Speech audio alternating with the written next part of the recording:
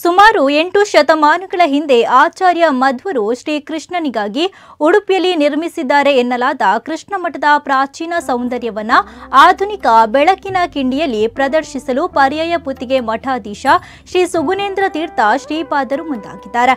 ಕರಾವಳಿಯ ಮೂಲ ವಾಸ್ತುಶೈಲಿ ಮಾದರಿಯ ಕಾಷ್ಠಯಾಳಿಯನ್ನ ಸುಮಾರು 1 ಕೋಟಿ ರೂಪಾಯಿ ವೆಚ್ಚದಲ್ಲಿ ಪುನರ್ ನಿರ್ಮಿಸಲಾಗಿದೆ. ಕನಕ ಗೋಪುರಕ್ಕೆ ಹೊಂದಿಕೊಂಡಿರುವ ಚಂದ್ರಶಾಲೆ ಸಹಿತ ಮಧ್ವ ಸರೋವರದವರೆಗೆ ಶ್ರೀಕೃಷ್ಣ ಆಲಯದ ಮೇಲ್ಚಾವಣಿಗೆ ಪ್ರಾಚೀನ ವಸ್ತು ಶೈಲಿಯ ರೂಪವನ್ನು ನೀಡಲಾಗಿದೆ. ಆ ಮೂಲಕ ಕೃಷ್ಣ ಮಠದ ದಿವ್ಯ ಸೌಂದರ್ಯವನ್ನ ಭವ್ಯಗೊಳಿಸಲಾಗಿದೆ. ನೂತನ ಯಾಳಿಯನ್ನ ಹುಣ್ಣಿಮೆಯ ಪರ್ವ ದಿನದಂದು ಆಗಸ್ಟ್ 9ರಂದು ಬೆಳಗ್ಗೆ ಮಹಾಪೂಜೆಯ ಬಳಿಕ 10 ಗಂಟೆಗೆ ರಾಜ್ಯಸಭಾ ಸದಸ್ಯೆ ಕೇಂದ್ರ ವಿತ್ತ ಸಚಿವೆ ನಿರ್ಮಲಾ ಸೀತಾರಾಮನ್ ಉದ್ಘಾಟಿಸಲಿದ್ದಾರೆ.